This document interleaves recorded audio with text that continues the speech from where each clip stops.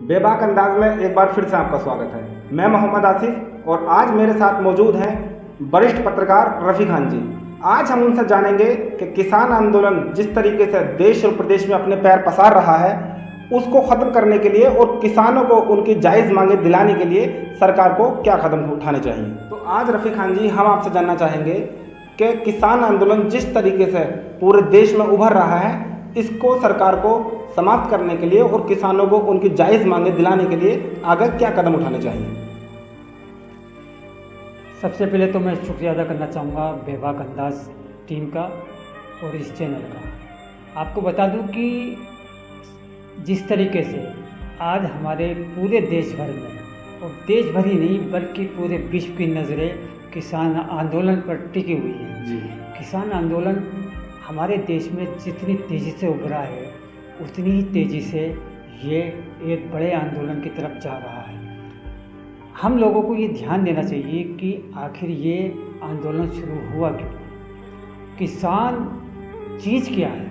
किसान सिर्फ एक हमें अन्न देने वाला अन्नदाता ही नहीं बल्कि हमारे भारत में राजनीतिक पटल पर एक मजबूत स्तर भी रखता है। किसान अगर हमारे देश में ना हो तो हमारा देश का जो ढांचा है वो बिल्कुल दिरम-बरम हो जाएगा। तो किसानों की जो मांगे हैं उस पर नज़र डालनी चाहिए। किसानों की मांगे बिल्कुल जायज़, उन कानूनों को सरकार को वापस लेना चाहिए और किसानों की जो मांगे हैं उनको पूरा करना चाहिए, क्योंकि किसान आंदोलन जिस तरीके से अब चल रहा है और किसान अपनी मांगे उठा रहे हैं उन मांगों पर किसानों की सरकार को नज़र रखते हुए शीघ्र से शीघ्र कानून को वापस लेना चाहिए और किसानों की जो मांगे हैं उनको पूरा करते हुए एक संदेश देना चाहिए, देश ही नहीं बल्कि इंटरनेशनल लेवल पर, कि हम किसानों को जो है भारत में मजबूत करने का काम कर रहे हैं। खान साहब, जिस तरीके से किसान आंदोलन एक जन आंदोलन के रूप में सामने आया है वहीं कहीं न कहीं इस आंदोलन पर सवालिया निशान भी उठ रहे हैं। राजनीतिक पार्टियों का कहना है कि राकेश टिकैत विपक्षी दलों के कहने पर, इशारे पर इस आंदोलन को आगे लेकर जाना चाहते हैं। आपका इस बारे में क्या कहना है? देखिए, मैं आपको बता दूं कि राकेश टिकैत आज की तारीख में बहुत बड़ा नाम है जिस पर उंगलियां उठना और सवालिया निशान लगाना एक आम सी बात है। राकेश टिकैत इस आंदोलन के जननायक के तौर पर सामने आए हैं। उन्होंने न केवल इस आंदोलन को शुरू करा बल्कि बहुत ऊपर तक लेकर के गए। राकेश टिकैत एक किसानों के मसीहा के तौर पर सामने आए हैं। उन्होंने किसानों की आवाज़ को बुलंद करा है, किसानों की आवाज़ को ऊपर तक लेकर के गए हैं। अब अगर देखा जाए तो पूरा किसान आंदोलन एक नाम, अगर किसान आंदोलन को दूसरा नाम दिया जाए तो दूसरा नाम मेरे नज़रिए से वो नाम होगा राकेश टिकैत, क्योंकि राकेश टिकैत किसानों के वो मसीहा के तौर पर सामने आए हैं जिन्होंने किसानों की जायज़ मांगों को उठाया है और उसको ज़मीनी धरातल पर लड़ाई को लड़ा है।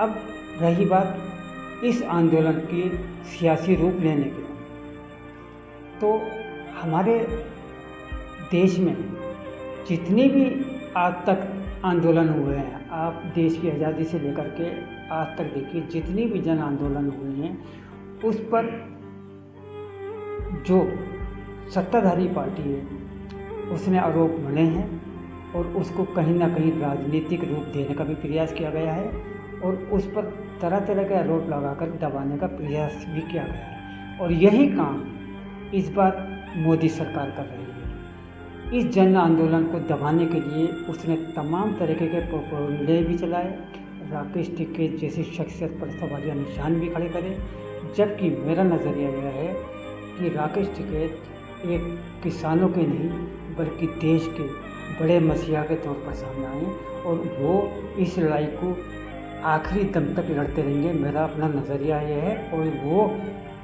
जब तक किसानों के साथ न्याय नहीं होगा वो इस लड़ाई से पीछे हटने वाले मेरे नज़रिए से नहीं है। तो ये हमारे साथ थे वरिष्ठ पत्रकार रफ़ी खान जी।